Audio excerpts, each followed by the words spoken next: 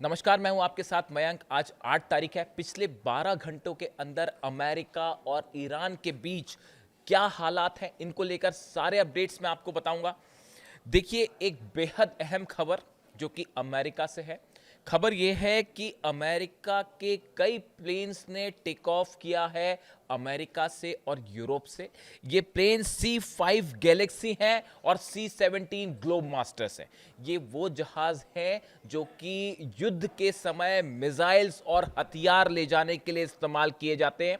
इन planes ने America से take off किया, यूरोप में कई जो बेसेस हैं अमेरिका के वहां से टेक ऑफ किया। लेकिन गौर करने वाली बात, टेक ऑफ करने के बाद ये सब के सब प्लेन्स रडार से गायब हो गए।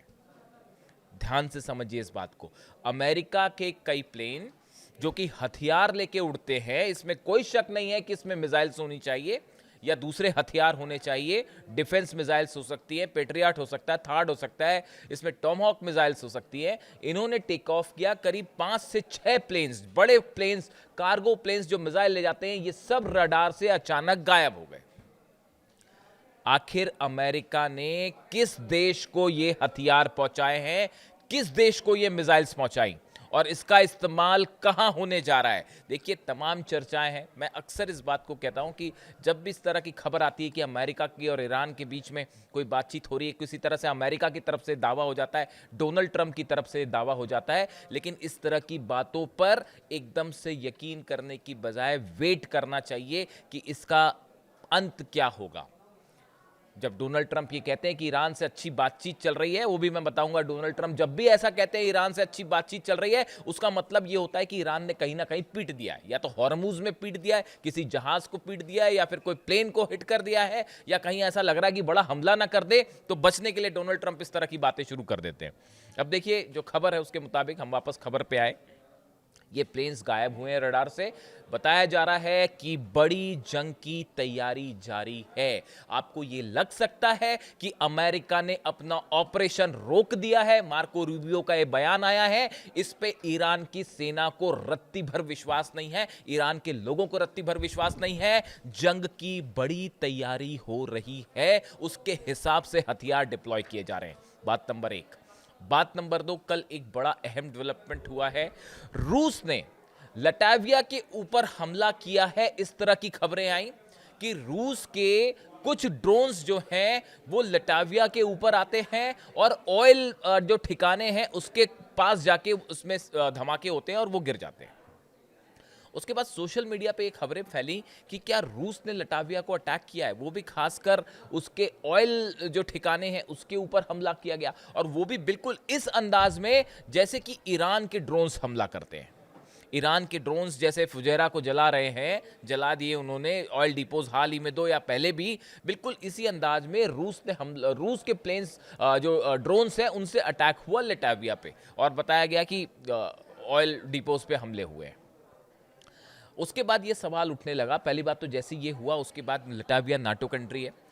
कई नाटो देशों से प्लेन्स ने टेक ऑफ किया लटाविया की तरफ। ये कुछ समय का टाइम था जो कि बेहद तनावपूर्ण था, और ये कहा जा रहा था कि रूस और नेटो कंट्रीज आमने सामने हैं इस मुद्दे को लेकर।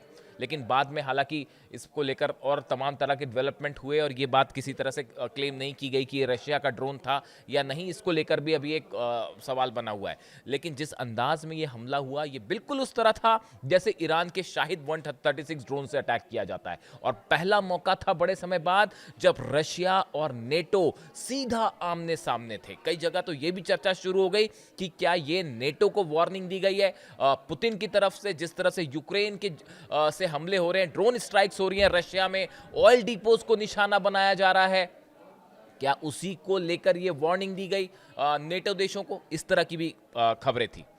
इसके अलावा देखिए, 2-3 ऐसे डेवलपमेंट हुए हैं खासकर हॉर्मूज में, जो कि इस बात का संकेत दे रहे हैं कि किसी भी तरह की शांति की कोशिश, बातचीत की कोशिश, सीज फायर की जो बातें हैं वो पूरी तरह से बेबुनियादी है। और हकीकत ये है कि अंदर ही अंदर जबरदस्त जंग की तैयारी चल रही है दोनों तरफ से।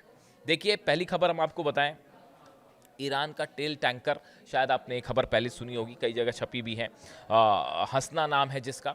ये ऑयल टैंकर ईरान का, जो कि ओमान की खाड़ी से होता हुआ हॉर्मुज से आगे बढ़ता हुआ ईरान के बंदरगाह की तरफ बढ़ रहा था।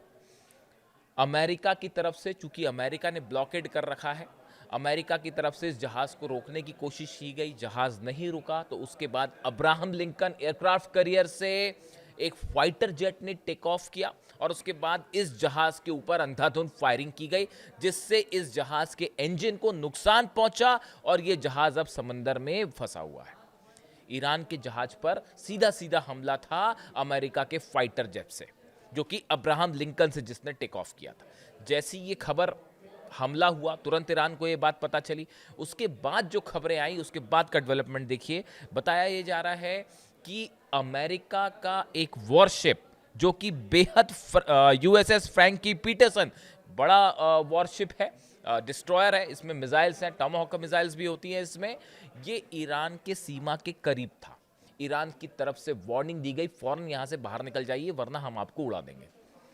और बताया ही जाता है कि ईरान ने जब वार्निंग दी तो पहले पीटरसन वहाँ से हटने को तैयार नहीं था, वो वहीं पर अड़ा रहा। उसके बाद एक बार फिर ईरान की तरफ से वार्निंग शॉट्स फायर किए गए, मिसाइल्स फायर की गई, जो कि इस जहाज के बेहद करीब गिरी। उसके बाद ये जहाज वहाँ से पीछे हुआ। इसके साथ कुछ और अमेरिकी जहाज थे, उन्होंने फिर डिस्टेंस मेंटेन किया और वो कुछ पीछे हुए। इस तरह की खबरें आ रही हैं। अब आप देखिए इन खबरों का नेचर देखिए आप, कि ईरान के जहाज पर हमला होना, उसके बाद ईरान के द्वारा जो है वो पीटरसन, यूएसएस पीटरसन पर मिसाइल शॉट फायर करना, उसको वार्निंग देना कि आप यहाँ से, इसका मीडिया एक सोशल मीडिया में एक वीडियो भी वायरल है कि कैसे ईरान की सेना ने वार्निंग दी कि आप दूर हो जाइए, अगर आप हमारे करीब आएंगे तो हम आप पे जो है वो मिसाइल अटैक कर देंगे। यानी आप देखिए हालात जो बने हुए हैं, बेहद तनावपूर्ण हालात। मैं कल देख रहा था कि कल दिन भर इस तरह की चर्चा थी कि फिर एक प्रस्ताव आया है और ईरान को भेजा गया है और डोनाल्ड ट्रंप कह रहे हैं कि हम जो है वो एक समझौते की तरफ आगे बढ़ रहे हैं, इस तरह की तमाम बातें। उसके बाद फिर तुरंत धमकी भी आ जाती है डोनाल्ड ट्रंप की कि अगर समझौता नहीं हुआ तो बड़ा हमला हो सकता है। ईरान की सेना ने जवाब दिया, ईरान की सेना ने जवाब दिया है कि किसी भी तरह का दबाव डोनाल्ड ट्रंप का नामंजूर है, और अगर इस बार हमला किया, इस बार धोखा किया, इस शब्द का इस्तेमाल किया ईरान ने कि अगर इस बार धोखा हुआ और धोखे से हमला हुआ तो वो हाल किया जाएगा जो शायद डोनाल्ड ट्रंप ने और अमेरिका ने सोचा नहीं होगा। ये जो फुजैरा में जो गिरे दोनों जो तेल डिपोज जले हैं, कहा जा रहा है फॉल्स फ्लैग ऑपरेशन है। मेरे मुताबिक कोई फॉल्स फ्लैग ऑपरेशन नहीं है, डंके की चोट पर ईरान ने मिसाइल्स और ड्रोन्स फायर किए थे।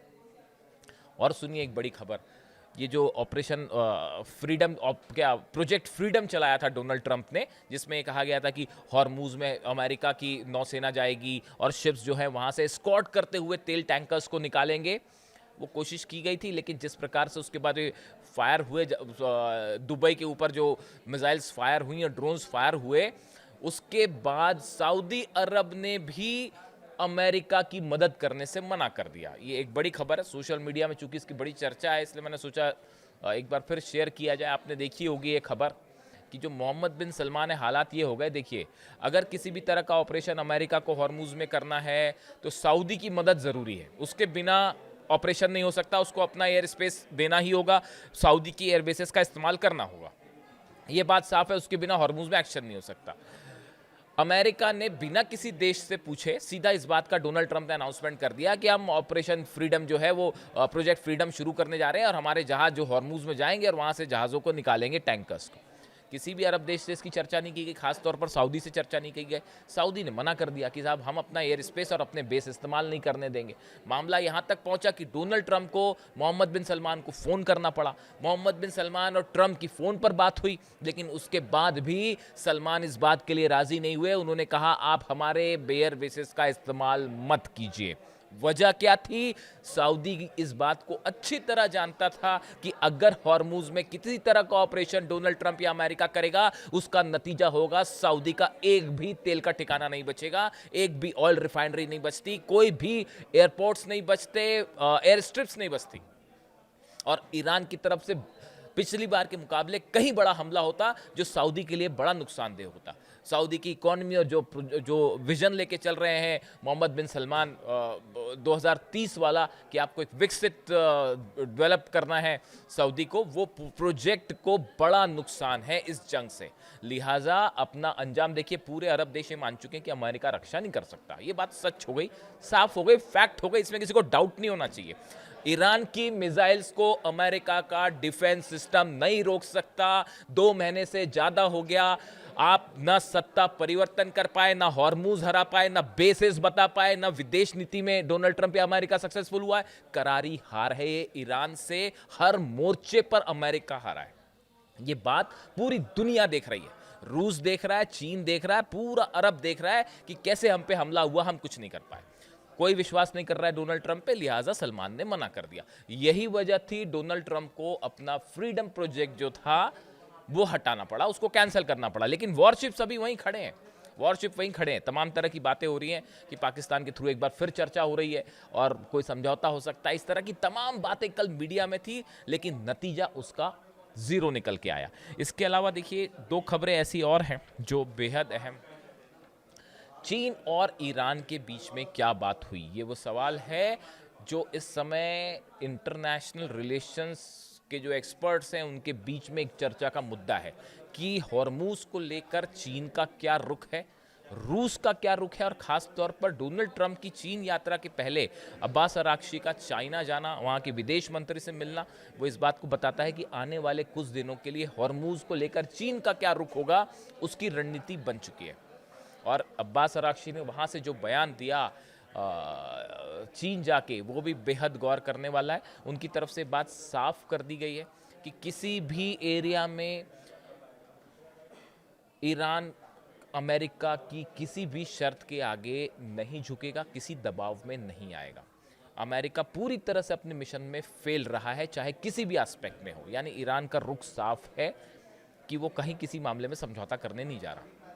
ऐसी सूरत में डोनाल्ड ट्रंप चीन जाते हैं, क्या बात होती है? क्या सिर्फ इस विजिट के लिए ये सब कुछ रोका गया, या कांग्रेस की परमिशन के लिए? कई सारे मुद्दे थे जिनके लिए रोका गया, लेकिन ये बात साफ है, एक बड़ी जंग की तैयारी है इजराइल में यूएई की तरफ से। और जैसे ही हो सकता है कि डोनाल्ड ट्रंप का, इस तरह की जानकारियां हैं कि डोनाल्ड ट्रंप का विजिट खत्म हो जाए चाइना वाला, उसके बाद फिर हमला कर सकता है अमेरिका। लेकिन देखिए, इस बीच एक और हैरान करने वाली खबर ये थी जो आपने देखी होगी कि यूएई में दिखाई दिया है चाइना का डिफेंस सिस्टम गुआनजियांग 21A। ये एंटी ड्रोन सिस्टम है।